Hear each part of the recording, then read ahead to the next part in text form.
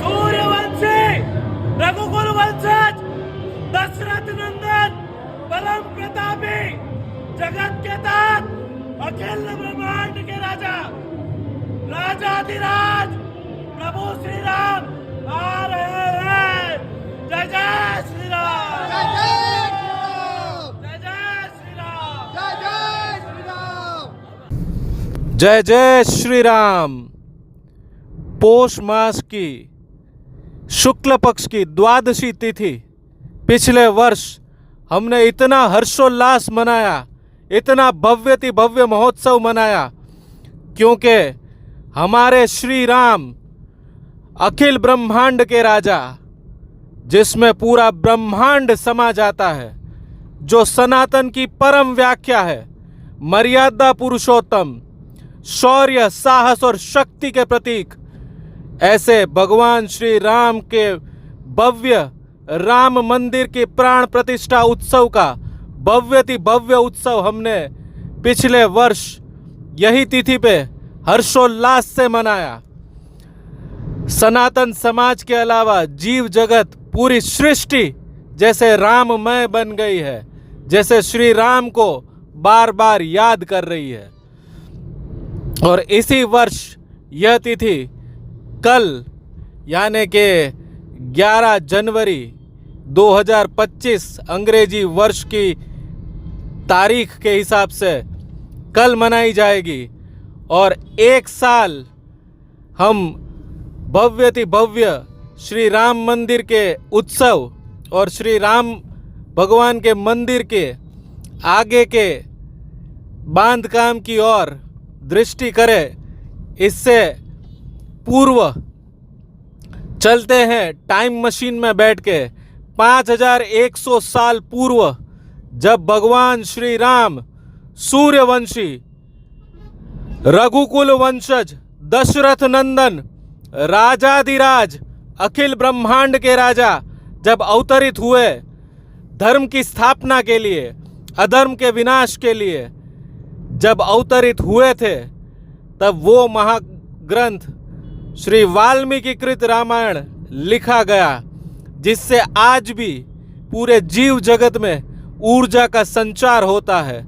पल पल, हर कण, हर क्षण हमें उत्साह, साहस, शक्ति एवं जीवन जीने की कला हमें जिसे सीखना मिलती है, वो है हमारा महान ग्रंथ श्री वाल्मीकि कृत रामायण। यह भव्य इतिहास, यह भव्य धरोहर, ये गुणगान, यह संस्कार, यह सनातन जीवन कला इतना ही पर्याप्त है कि हम वो धरा पे हैं, हम वो देश में हैं जहाँ पे प्रभु श्री राम ने अवतार धारण किया है। इससे बड़ी हमारे जीवन की व्याख्या क्या हो सकती है। हम वही श्वास ले रहे हैं जहाँ हमारे श्री राम कभी चले थे, और श्री राम आज भी कण कण में हमें अपने जीवन के संस्कार से जीवन जीने की कला सिखा रहे हैं।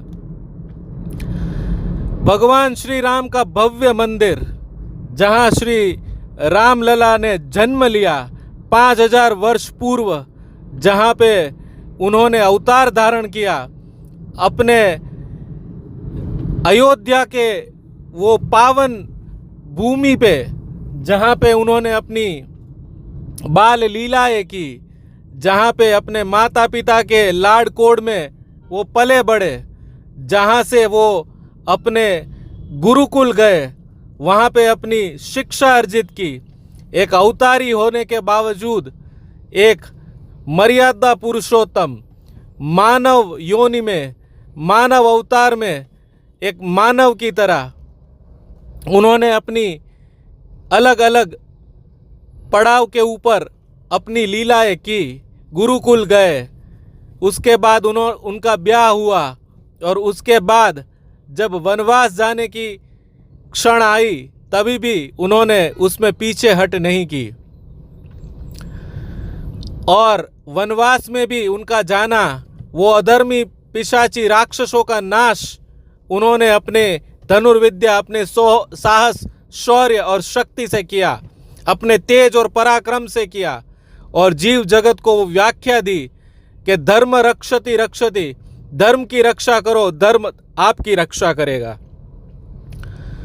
और उनका यह अवतार जिस उद्देश्य से हुआ था कि जिससे तीनों लोक त्राहिमाम कर रहे थे, वो असुर रावण का संहार करने के लिए वो लंका भी गए, और लंका में जाके ना केवल रावण का संहार किया, किंतु जीव जगत को ये भली भांति समझाया, जब जब भी अधर्म अपना सर ऊंचा उठाएगा, एक सत्य, एक सनातन उस अधर्मी सर को कुचलने के लिए, धर्म की स्थापना के लिए, सत्य के लिए जरूर आएगा। और जब उन्होंने अपनी लीला समेटी, उसके बाद वहां उनकी याद में भव्यति भव्य राम मंदिर, रामलला की जन्मस्थली पे ही बना। सैकड़ों वर्ष बीते, त्रेता युग के बाद द्वापर युग और उसके बाद कलयुग, आते आते कलयुग ने अपना प्रभाव चालू किया। आक्रांता शासकों ने अपनी आक्रांता वहां पे दिखाई, बर्बर आतंक से वो तेज पुंज को समाप्त करने के लिए आगे बढ़े।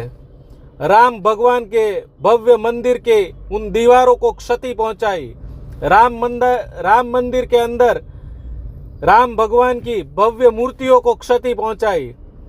सूर्य को कितना ढकोगे? अरे ये तो सूर्यवंशी ही पैदा हुए हैं, उनको कौन ढक पाएगा? वो स्वयं श्री राम है, सूर्यवंशी अवतार है, रघुकुल वंशज है, दशरथ नंदन है। उन्होंने कलयुग में ही अपने सनातनी भक्तों को देर से ही सही वो साहस, वो शक्ति देते गए, जिन्होंने राम नाम के ऊपर पूरी आस्था और पूरे शक्ति और साहस से वो लड़ाई लड़ी, जिससे हम आज वो भव्य राम मंदिर की झांकी, वो भव्य राम मंदिर की भव्यता देख पा रहे हैं। एक वर्ष के अंदर करोड़ों श्रद्धालुओं ने श्री राम मंदिर जाके श्री राम भगवान के दर्शन किए, किंतु कितने लाखों करोड़ों साधु संतों ने, सनातनियों ने अपने जीवन के बलिदान दिए। कितनी पीढ़ियों ने उस राम भगवान के प्रति अपनी आस्था, जो उस मंदिर, उस जगह से जुड़ी थी, उसको कभी मिटने नहीं दिया, उसको कभी खंडित नहीं होने दिया। दीवारें भले ढह गई, वो 80 से ज्यादा खंबे, 84 पिलर्स, 84 पिलर्स गवाही दे गए कि हाँ, यहाँ पे भगवान श्री राम का भव्यति भव्य मंदिर था, है और समय के अंत तक रहेगा। राम नाम को मिटाना असंभव है, क्योंकि स्वयं सनातन है। और इसी आस्था से गत वर्ष न्यायालय की प्रक्रियाओं से गुजरते हुए भगवान श्री राम मंदिर का वो निर्णय आ गया था, जब भव्य राम मंदिर की प्राण प्रतिष्ठा की तिथि आ गई थी और हमने भव्यति भव्य नाद के साथ, वो शिव गर्जना के साथ राम नाद की गूंज जय जय श्री राम करके पूरे ब्रह्मांड में गुंजा दी, और जो आज भी और समय के अंत तक गूंजती रहेगी। आज का यह वीडियो हम उन हजारों, लाखों, सैकड़ों, करोड़ों सनातनियों के बलिदान को समर्पित करते हैं, जो पिछले सैकड़ों वर्षों से रामलला जन्मभूमि स्थल पे जाके, वो जमीन पे जाके अपनी आस्था से रामनवमी पे जब भी समय मिला वहां पे पूजा पाठ, भजन कीर्तन किए, वहां पे रामचरितमानस की चौपाइयाँ गाई, वहां पे श्री राम नाम की धुन बजाई और जय जय श्री राम का नाद गूंजता रहा। विधर्मियों ने, अधर्मियों ने अपनी पूरी शक्ति लगा दी कि राम नाम को मिटा सके। ना कोई जन्मा है, ना कोई जन्मेगा जो राम नाम मिटा पाएगा, क्योंकि राम नाम के साथ जुड़ी है वो शक्तियां जो ना कभी मिट सकती है, ना कभी मिटेगी। इतिहास के पन्नों में काफी आक्रांता आए और 1528 में बाबर के वो मीर बाकी ने वहां पे श्री राम मंदिर को इतनी क्षति पहुंचाई और अपने धर्म की इमारत वहां पे लगाई। 300 साल तक वो आक्रांताओं ने वहां पे सनातनी संस्कृति के लोगों को राम नाम जपने से रोकने के लिए जो हो सकता था वो किया। कई लोगों ने अपने प्राणों के बलिदान दिए, पीढ़ियों की पीढ़ियां समाप्त हो गई, लेकिन राम नाम और राम नाम के प्रति अपनी आस्था, अपनी पूजा पद्धति और अपना भक्ति भाव बनाए रखा। और उसी की प्रताप से जब अंग्रेजों का शासन आया, यह केस फिर से खुला, तब अंग्रेजों ने भी यह माना कि हाँ, यहाँ पे भव्यति भव्य मंदिर रहा होगा, श्री रामचंद्र जी का महालय रहा होगा, और उन्होंने भी उसके ऊपर मोहर लगाई।